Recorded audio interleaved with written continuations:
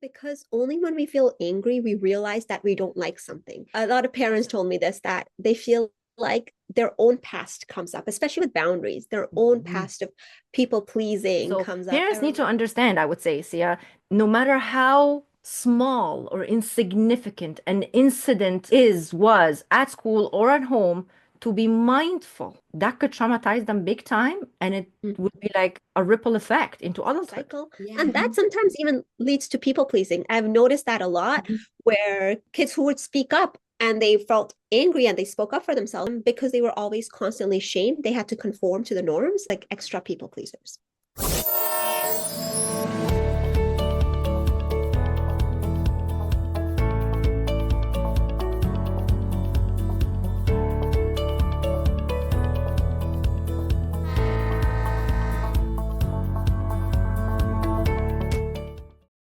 If healing wasn't needed, there might not be a healing train for us to hop on to have these painful conversations and address the wounds that need to be healed. Whether we are aware of our wounds or they are suppressed or ignored, we have them. They linger in the background. They show up in triggers. They appear in our reactions, in our day to day lives. And they will be that culprit you can't get rid of until you face it head on. Thank you for joining me on yet another season of the Healing Train podcast. I'm Rania, a survivor of narcissistic abuse, a self made woman, a fighter, a light worker. I show up here in this space hoping to make a difference in just one person's life. If that's you, I'm happy you found me. And if you know someone who will benefit from these talks, share it, comment, share your thoughts, experiences, share your wins, share your struggles. Join me on the special episodes I announce on this show where your voice can be heard. Yes, you. Your story matters too. The lessons you learned can help another soul. So come aboard the Healing Train every Wednesday, where we will laugh, cry, and heal together. Today's guest, we have Sia with us. Sia has been a kids and teens coach for over 5 years. She helped over 800 kids and teens gain overall social confidence. Her mission is to help parents raise confident children. She would love to promote positivity and help parents understand what their teen needs are.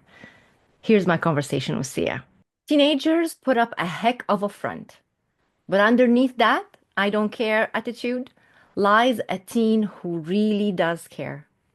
They care whether they fit in, they care how they look, they care if they're invited, they want to be included, they want to be accepted, they really do want a girlfriend or boyfriend, and they really worry about that big pimple on their face that showed up out of nowhere. They may act all cool and pretend stuff doesn't bother them, but it does. This quotation I got from at Rising Teens Today. Sia, welcome to the show. Hi, Rania. Thank you for having me. So happy to have you and have this conversation with you. Sia, this topic is worth discussing in length. We don't seem to be hearing much about it, and it is critical for kids' development and evolution. The children of today are the adults of tomorrow. They are the future teachers, doctors, counselors, healers, presidents, even. How do we expect to change our society and transform our way of living and healing our traumas if we are continuing the same old style of parenting? If we don't allow ourselves to grow out of the old and unhealthy methods that traumatized us? Why are we passing it on yet expecting different results? These are questions I personally ponder upon, and that's why I'm having these uncomfortable conversations, as I am with you right now, Sia. Through your work with teens and parents, what would you say are the main struggles for teens in today's world? Um, that's a good question. There are a lot of struggles, but I would say the main struggle that I see is boundaries Mm. and struggle with like speaking up for themselves Mm. and also knowing what are healthy boundaries. And this seems like common sense to us, but teenagers just don't register it the way we do. It doesn't make sense to them. Mm-hmm, mm-hmm. Do you think if it has anything to do with the fact that they're not fully developed yet? Like, Yes, for yeah. sure. Mm-hmm, mm-hmm, mm-hmm. And Yeah, why do you that's think, why do you think in your expertise that this is the case? well, there are many reasons, but one big finding is that the lack of connection with their own emotions. They don't Mm, know how they feel, or they're too focused on how they should feel instead of how they actually feel. right. A lot of girls, especially I worked with, they don't understand that it's a problem when someone asks them for money to buy them their lunch. Mm-hmm. Or if someone asks them for extra favors, like, hey, can you just do my homework for me? They just take that as normal. Oh, okay. Only while they work with me, when I actually introduce them to how do they feel, like getting back in touch with their emotions, do they realize that, oh, this is unfair. Right. Mhm. They're discovering. They're discovering themselves, really. Yeah, exactly. That's a Perhaps big. it's too much to expect teenagers, well, even like in younger ages, even like in their early teens, to know this because they lack the experience, Mhm. right? So I would say it's our duty as the adults in their lives, the caregivers, the parents. It is us who we need to guide and direct, Mhm. correct? I totally agree with that. And when you say that we have to direct them, what I've noticed is sometimes though, even when parents are trying to direct them, a lot of parents told me this, that they feel like their own past comes up, especially with boundaries. Their own Mhm. past of people pleasing comes up. I remember Yep. mom once told me, oh, like when I noticed my daughter people pleasing, I got triggered and I felt like the advice I gave was out of reaction and my own past. So I Mhm. was too attached to it. So I think we need to guide them at the same time in a very detached manner, not our own personal things coming back up. Yeah, that's a very good point. It's a very good point. You're talking about our traumas as adults, Mhm. you know? Yeah. And that's what I was saying in the beginning, is that we are passing it on. And Mhm. perhaps it's time for us as adults to look at ourselves and and confront ourselves first with those habits and patterns that we passed on to our children. So we shouldn't be surprised when we see our child following in our footsteps. But that's the work that we have to do. And that's why we have someone like you as a teens coach to help in situations like these. And Mhm. Sia, of course, there are usually a number of factors and causes, like everything else in the world, for why teens would be at that point, other than the developmental part that we've discussed, for them not to know how to express their emotions or even to know what that emotion is. Can you walk us through some of those reasons, causes that might be the case? Mhm. First one I would say is the household where discussing feelings aren't so common. And that's through modeling. If, for example, if a mom just comes off with just frustration, I have to do this, I have to do A, B, and C, which is so common, Mhm. especially when we're busy, a child might realize that they can't really talk about frustration. They can't talk about, oh, it's not, it's not okay to be able to ask for help, or it's not okay to feel tired, versus just you have to do everything at once, doing everything. It's like a parent might say, oh, I'm never tired. And so a child might feel like, oh, I can't ever be tired. So that's one thing, just modeling, or also like if emotions are just not so common to talk about, oh, I feel this way. So I've Mhm. noticed that's one big thing. Another thing is just society itself. Um, we always hear phrases like, don't be sad, Mhm. don't feel this way. Mhm. And even though that's not always bad, because a parent might just say that because they want their kid to just feel happy. But when we're told this, we might feel like it's bad to feel sad. It's not a Right. good thing. So Mhm. it's also associating that with shame. And a lot of times shame is we associate shame with anger if someone's having an angry reaction. I know that I'm not saying that it's always good to have a reaction, but sometimes, especially when I work with anger management, kids who struggle with anger management, I Mhm. have to be very careful because if I say it's bad to feel angry, they might go into repressing their anger. So we have to make sure that they understand that it's not bad to feel angry because only when we feel angry, we realize that we don't like something. If somebody is getting too close to me, for example, that makes me feel angry. But I have to be able to express that in a healthy way rather than pushing them. But let's say if someone's shamed for why did you push her? You don't need to be angry about that. They start to believe that, oh, I don't need to be angry if someone's coming close to me. That goes into people pleasing. Right. And a last thing I would noticed is being praised for an emotion. So for example, you're so Mm. positive, I love it. Or you see, she never gets angry. She's so good. And the kid might go into people pleasing mode because they might feel like it's bad to feel angry. It's good to be happy all the time. It's good to always be positive. And that goes into being hyper focused all the time to making sure everyone's happy besides ourselves. Mhm. Mhm. From when you're talking, many words came to my mind. One was conditioning. Mm-hmm.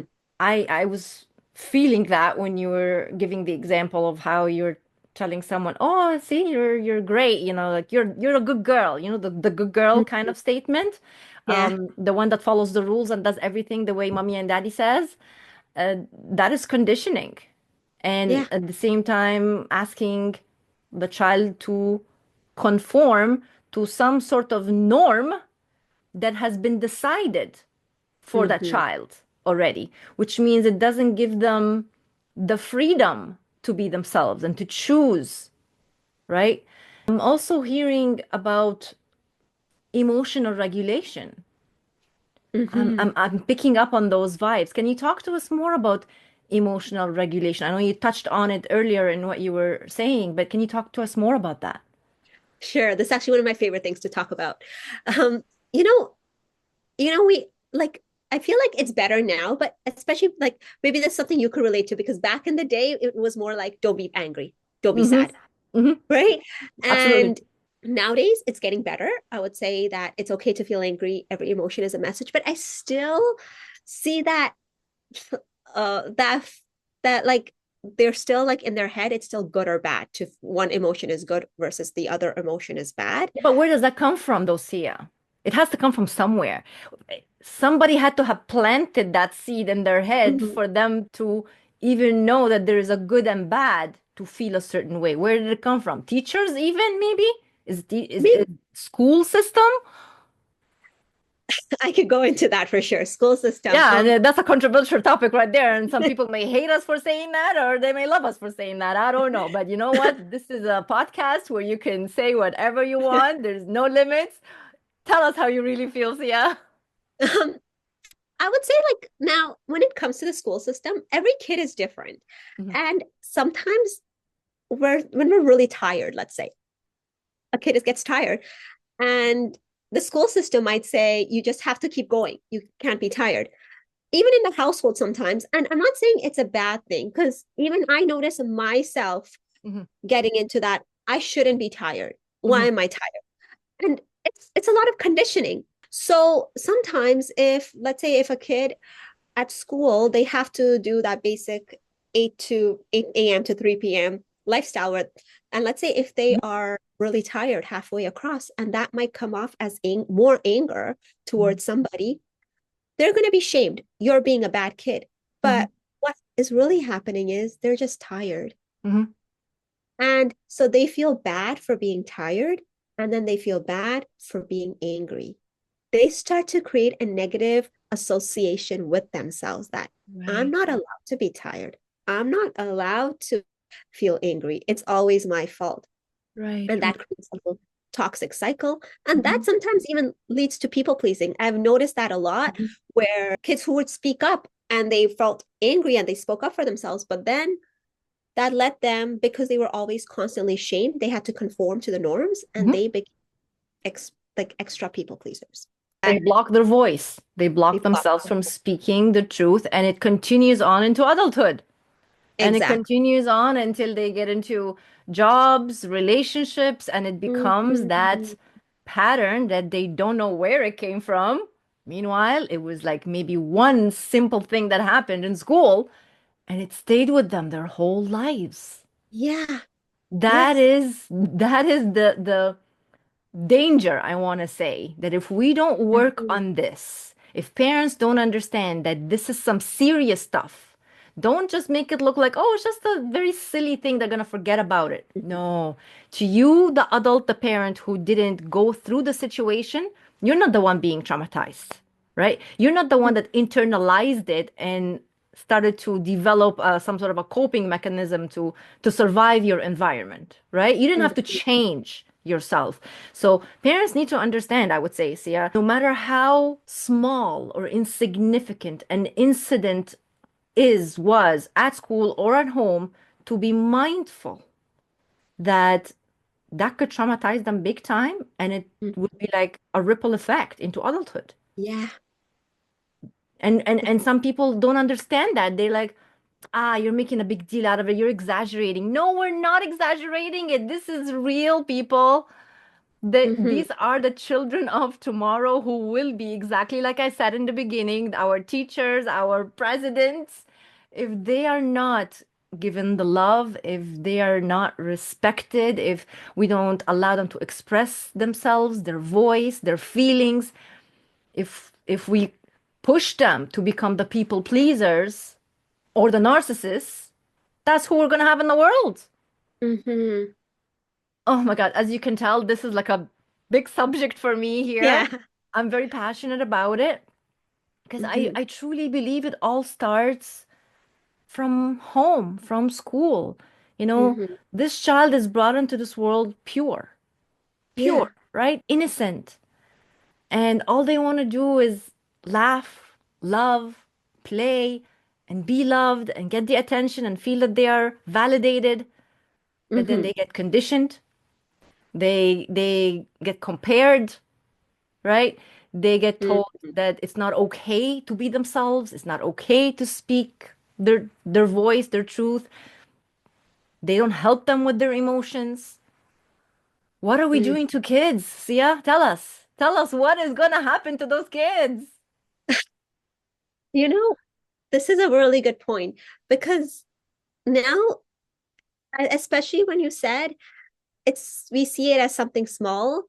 Yes, it is. I know the school system doesn't mean to do it. I know we as parents don't mean to do it, but they take it seriously. There's like, especially kids, they're extra sensitive. So they do take it seriously. Yeah. So that's one thing.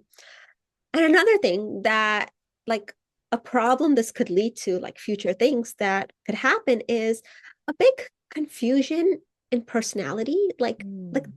they struggle with who they are, as if they're not allowed to feel this way anymore. And now we think it's okay. Like, okay, as you said, we don't see it as a big deal, but in the future, as we talked about, what could this lead to? Relationships, jobs. So let's say if a young girl is people pleasing, because some girl says to her, "Oh, can you like buy me this extra fries or something?" And now we think it's not a big thing. Okay, this girl people please to buy fries for a friend. Mhm. And that again, she is suppressing herself. She's suppressing that she has the right to feel angry Mhm. if someone asks her that, but she won't realize that. Now, Or if that we she's being allow, used. That also could be yeah, another thing. they're lying. She's like telling herself it's not a big deal. And I have so many girls tell me it's not a big deal. Only when I got them back in touch with their emotions, I made them realize their self-worth. Did they realize that, oh, I'm being used? Oh, Mhm. I have to speak up. And now this is a small thing, I would say, but think about the future. Let's say if Tina, who's a people pleaser, who's always giving in to her friends, now she gets a boyfriend as she Mhm. grows up. And her boyfriend tells her, "Oh, if you do this, I don't want to talk to you." She's going to constantly give in to her boyfriend, and she's going to start people pleasing, Yep. and she's going to be attracting, in a way, toxic relationships, Yep. unhealthy relationships. So we could start this early. It's something small as just teaching them to say no to to giving into a friend's demands, and that could heal big problems. A brief stop at a station. Most of us are healing from something. And on the Healing Train podcast, I hold space for you to heal with me. Healing from being conditioned. Now, there's a topic I want to discuss on the show, and I invite you to be on it. Share your story, share your experience, share the moment when you have lifted the blindfold and you realized, I've been conditioned. What has been the effects on your life from being conditioned? What are you doing about it now? I invite you to be part of this movement, part of this healing from our conditioning. Click the link in the comment section and follow the instructions. Your voice will be heard on this show, the Healing Train podcast. This show is proudly sponsored by Say It Out Loud GG, led by the inspiring Judith Diaz, an avid change maker and passionate advocate for speaking up and raising awareness. The Healing Train podcast is honored to have her support. Now let's get back to the show. Absolutely. You're right, Sia. The word I'm getting from what you're saying is awareness. Mm-hmm. I mean, all you're really doing is bringing it to the child's attention or the teen's attention. So you're making them aware, right? Mm-hmm. You're helping them build a perspective, because at this Mm-hmm. point they don't have their own. They're not able to do that. Like, as we said, there are different factors. One of them is the development. They're not fully developed yet. So the adult's responsibility is to help them see, help them become aware. And then you have to give them the freedom to choose. Mm-hmm. You can't make a child or a teen be a certain way. That's, again, forcing them, controlling them. That's not about controlling them or directing them. It's about guiding. And I think Mm-hmm. that's a key thing Yeah. here is we're guiding and we're supporting those Mm-hmm. youngsters to develop on their own and to have their own opinion and to have their own voice and to discern what feels good with me, what doesn't. We don't need to give them all the jargon of, oh, the boundaries and the toxicity and Mm-hmm. the pattern. Like, we don't need to give them the words more than we need to give them the understanding of it and Mm-hmm. how it feels in your body, like, what sensations. And I'm wondering if this is something you cover with your coaching. Do you cover the sensations that a teen would feel and how it translates, what it means, so that they could listen to it? I'll let you speak about that. Mm-hmm. That's where the wordings were just perfect how you said it. Um, Hey, maybe I can come do a job with you. yeah. It's true.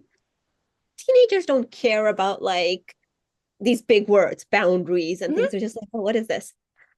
But we have to meet them where they are at. So Yeah. right now their issue is friend, like some say, my friend asked me for a sharpener and uh, I didn't like it, but I don't know how to like speak up. Like it could be something simple like that. A Yeah. lot of kids say that to me, and Yeah. teenagers say something like, "My friend told my secret," and I got so Oh, annoyed. Like these that's a things, trust issue right there. exactly. So only when I teach them that, okay, this doesn't feel good to you. Let's go back into how we're feeling. My favorite thing to use in my classes is the feelings wheel. Yeah. Oh, I love that. Yes. Um, let's A friend of point out. mine actually has it in her office. I was like, "Oh, where did you find that?" She's like, "I don't know where I got it from, but I want to have one." Yeah, I have one, but I have so many, but it's all over scattered over the place.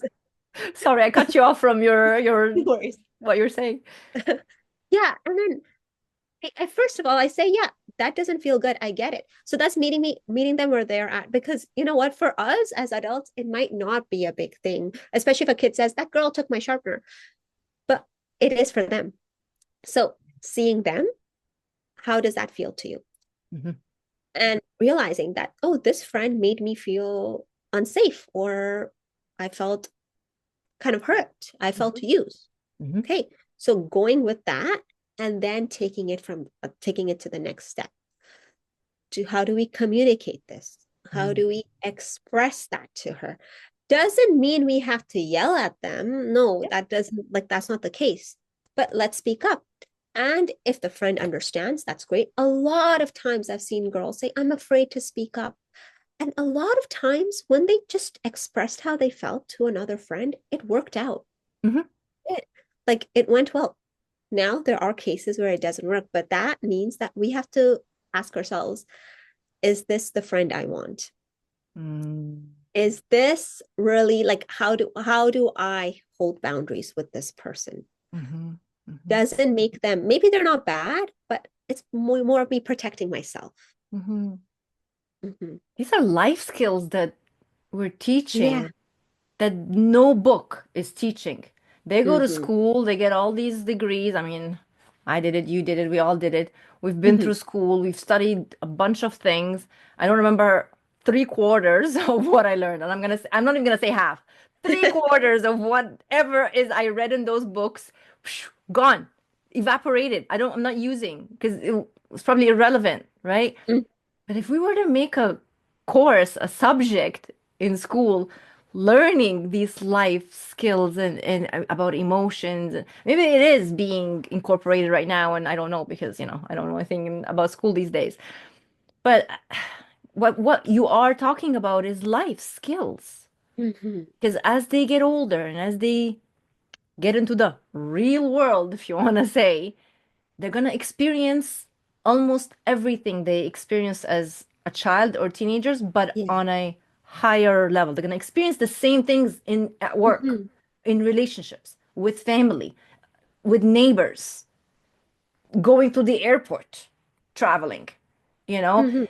any scenario I can sit and list here for you, you can almost bring up an example from younger days and older days and find the similarities. It's just happening in different circumstances, but it's the same. And if you Hmm. respond to it, or let's just say you're not responding to it, or you're in a coping mechanism using unhealthy patterns from a younger age, guess what? You're gonna keep doing that in your older age. You're going to Hmm. repeat the same way unless something along the line wakes you up and you decide to do some healing from that. And that's where Hmm. coaches and therapists have a job because it's these people who have developed those traumas, now they have to come to us to help them Hmm. see and work through what they could have worked through when they were younger. And that's why Hmm. I love what you do, Sia. When we met, I really just admire that I don't see many people working with teens, right? And that is very respectable because you're helping that generation, whoever that comes your way. I know you're not going to be able to help every single person on the face of the planet, but Hmm. whoever comes to you is going to benefit and is going to leave, I don't want to say your office, but leave your space a better individual, right? More equipped with tools to face life, right? To maybe manage their emotions, right? Be able to speak up for themselves, be able to set boundaries. Just those alone I just mentioned is enough. Seriously. If we learn how to set boundaries, express our emotions, know how to show up in the world and have all these tools, that's more than enough, right? Of course, there's more to work through, but these are key factors in our survival in this world and in our success in relationships and careers and friendships. Yeah, I love Well, that. thank you, first of all. Thank you for that. Yeah, I mean, I didn't mean to just sit here and just compliment, but I truly feel it. I mean it. I meant every single word I said. I believe that that work is very sacred kind of work. It truly is. I'd like people to know how they can be in touch with you, to work with you, for those parents out there who have a child, a teen. How do you work with them and how they can reach you? So I do have a new course coming up, which is how to master conversations and make friends. It is perfect for teens who are transitioning to to college or university, Mhm. as well as kids who are going to high school. Nice. Uh, and I would say it's from ages 12 and up. Okay. It's perfect for kids who are really struggling to make friends and want to make who want to be able to know what a healthy relationship is, what a healthy friendship is, as well as how to make friends who are right for them, who respect their boundaries. Mm. I also do have offer one-on-one coaching.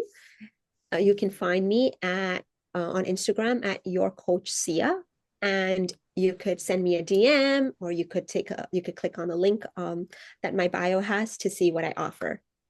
Awesome. Really, I thank you so much for your time and for sharing your expertise with us today. It's never enough time, but I do recommend that whoever wants to reach out to you to do that.